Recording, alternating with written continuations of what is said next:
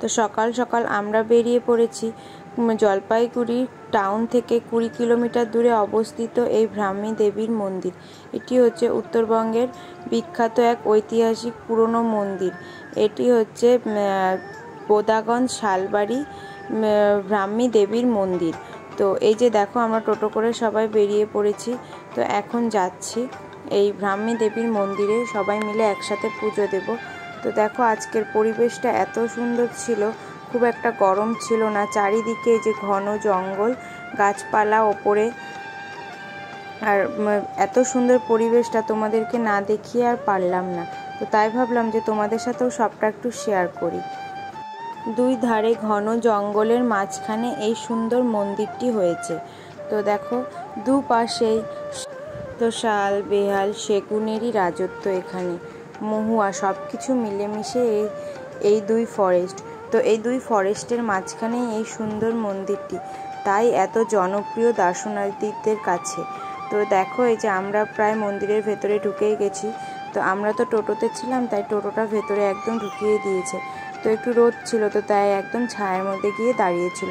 তো এখানে বড় একটা শিবলিঙ্গও আছে। তো শিবলিঙ্গটা অনেকটাই বড়। আর এই যে দেখো আমরা টোটো থেকে নেমে এবার পুজোর সব সামগ্রী কিনে নেব। তো আপনারা এখানেই সব সামগ্রী পেয়ে যাবে। তো তোমরা যদি বাড়ি থেকে কিছু নাও আনো তাও কোনো অসুবিধা নেই, কিন্তু সমস্ত কিছু এখানেই কিনতে পাওয়া যায়। তো এই যে আমি এখন কিনে নিচ্ছিলাম, কারণ আমি তো কিছুই নিয়ে যাইনি। তো এই যে তাই দেখো একটা সাজি কিনে নিলাম।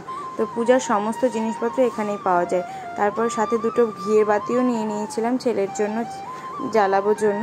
তো এই যে দেখো সমস্ত সামগ্রী নিয়ে এবার মন্দিরের ভেতরে রওনা দিলাম। তো এই যে দেখো এই হচ্ছে মায়ের মূর্তি, মেন মূর্তি হচ্ছে এটা। তো এই যে এখন ঢুকে পড়ছি। তো ঠাকুরমশাই এখনও আসেনি, তাই কিছুক্ষণ দাঁড়িয়েছিলাম। তো সবার মুখে শুনেছি এই মন্দিরে নাকি কিছু মানত করলে সেই মানত ফলে যায়। তো অনেক দূর দূর থেকে মানুষজন এসে এখানে পুজো করে, অনেক বাইরে থেকে লোকজন আসে। তো এই মন্দির খুবই জাগ্রত মন্দির। তো এই মন্দিরে দেবী সতী মায়ের বাম পায়ের বুড়ো আঙ্গুল নাকি পড়েছিল। শুনেছি এই মন্দিরে নাকি অনেক যুগ আগে এক নিষ্ঠুর অসুরের বসবাস ছিল। সেই অসুরের নাম ছিল অরুণাসুর। ওই অত্যাচারী অরুণাসুরকে দেবী মা 1000 মৌমাছির রূপে তাকে বধ করেছিল।